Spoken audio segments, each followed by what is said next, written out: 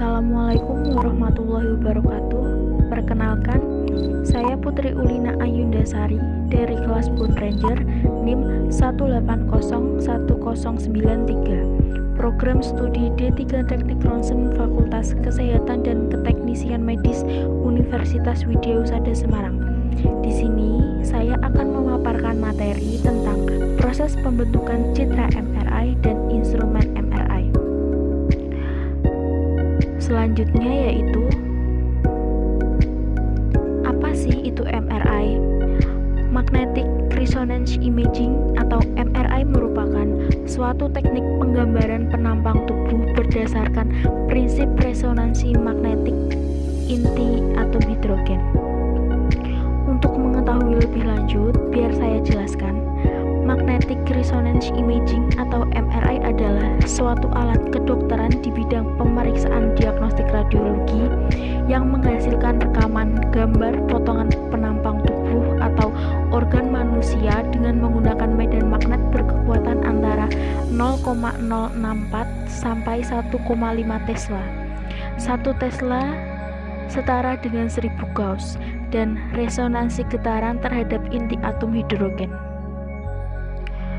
Selanjutnya yaitu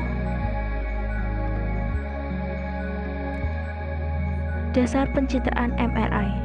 Dasar dari pencitraan MRI itu sendiri adalah fenomena resonansi magnetik dari inti benda. Selanjutnya, apa sih resonansi magnetik itu? Resonansi magnetik itu sendiri adalah getaran inti atom atau nukleon karena adanya penyearahan momen magnetik inti dari bahan oleh medan magnet luar dan rangsangan gelombang EM yang tepat dengan frekuensi gerak gangsing inti tersebut. Selanjutnya, komponen pada MRI. Pada MRI mempunyai beberapa komponen. Yang pertama yaitu magnet utama yang berfungsi untuk membangkitkan medan magnet berkekuatan besar yang mampu menginduksi jaringan tubuh sehingga menimbulkan magnetisasi. Yang kedua yaitu koil radiofrekuensi, merupakan suatu perangkat yang digunakan untuk mengirim dan menerima radiofrekuensi. Yang ketiga yaitu gradien magnet, digunakan untuk menentukan irisan pada proses pengambilan data. Dan keempat, perangkat komputer. Perangkat komputer digunakan sebagai controlling atau pengatur parameter pengambilan data atau processing data. Yang kelima, patient handling system, yaitu semua kegiatan yang digunakan untuk mengatur pasien. Baik, di sini saya akan menjelaskan komponen yang pertama terlebih dahulu, yaitu tentang magnet. Magnet pada MRI terbagi menjadi 3, yaitu yang pertama, magnet permanen. Magnet permanen ini mempunyai ciri-ciri masing-masing dan setiap 3 magnet tersebut mempunyai ciri dan masing-masing. Magnet permanen mempunyai ciri-ciri yang pertama yaitu medan magnet dihasilkan oleh beberapa lapis ferromagnetik keramik bricks yang telah dicharger dengan sebuah elektromagnet. Yang kedua yaitu kuat medan magnet terbatas sampai 0,3 Tesla. Yang ketiga, desain dapat tertutup atau berbentuk huruf C. Yang keempat, seluruh rumah magnet terbuat dari besi sehingga sangat berat dan susah untuk dipindahkan. Yang kelima atau yang terakhir, homogenitas tinggi. Magnet permanen pun mempunyai kelebihan dan kekurangan. Kelebihannya yaitu yang pertama adalah biaya pengadaan dan pengoperasional murah, mudah perawatan, tidak memerlukan listrik yang tinggi.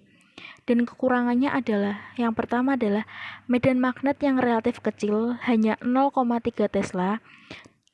Yang kedua, menghasilkan kualitas citra yang lebih rendah. Yang terakhir yaitu pesawat MRI sangat berat. Selanjutnya yaitu magnet resistif.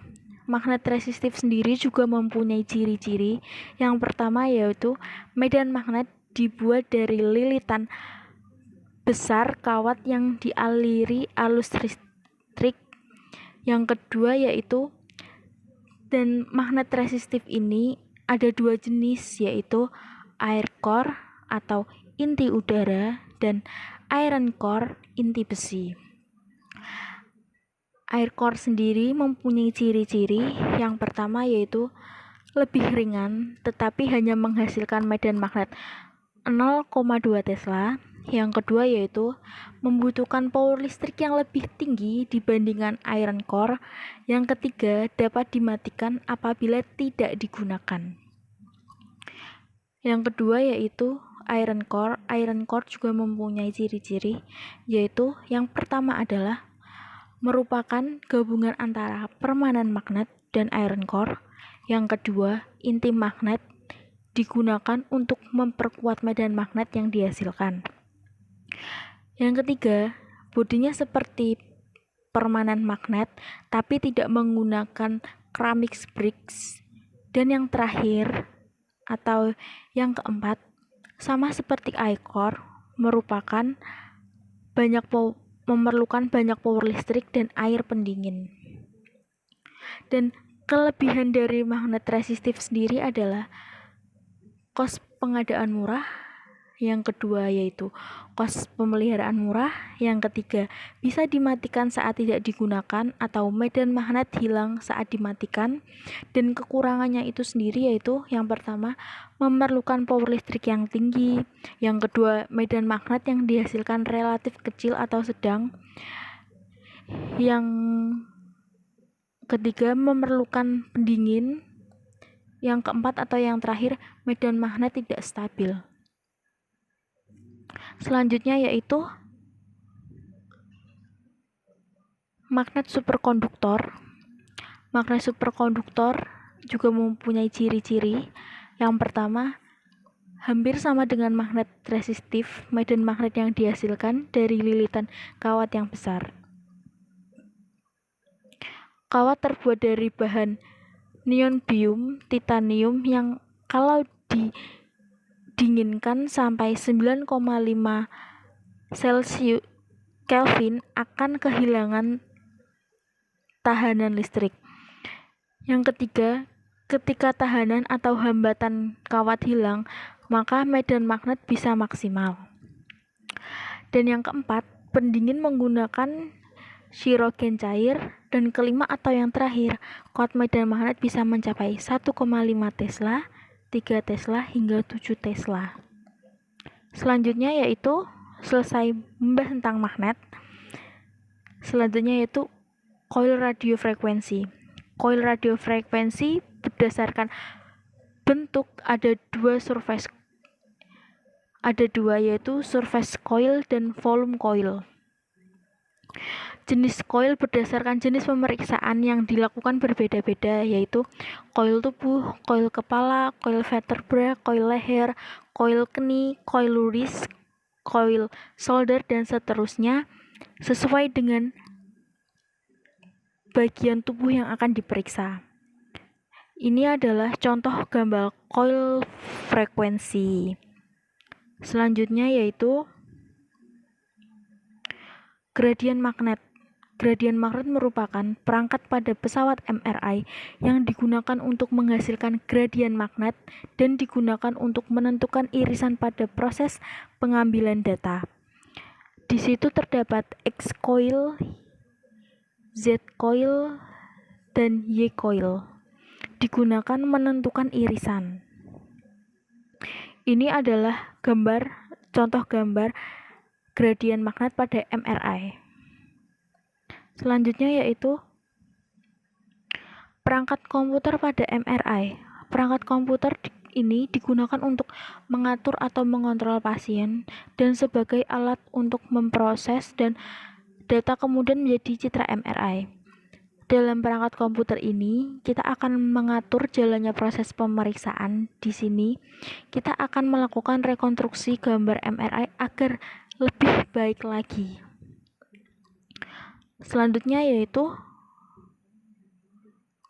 patient handling system. Patient handling system yaitu perangkat yang digunakan untuk menempatkan dan mengatur posisi pasien di pesawat MRI. Contohnya seperti meja pasien dengan bahan ferromagnetik, earplug, belt, monitor pasien, dan perangkat komunikasi dengan pasien. Selanjutnya yaitu sistem pencitraan. Sistem pencitraan MRI berfungsi membentuk citra yang terdiri dari 3 buah kumparan koil. Dari 3 koil tersebut yaitu yang pertama adalah gradient coil X yang berfungsi untuk membuat citra potongan sagital, dan kedua gradient coil Y untuk membuat citra potongan koronal, dan 3 atau yang terakhir gradient coil Z berfungsi untuk membuat citra potongan aksial. Dan bila gradient coil X, Y, dan Z bekerja secara bersamaan, maka akan terbentuk potongan oblik. Dan ini adalah contoh gradient coil. Yang gambar pertama adalah gradient coil Z, yang kedua gradient coil X, yang ketiga gradient coil Y.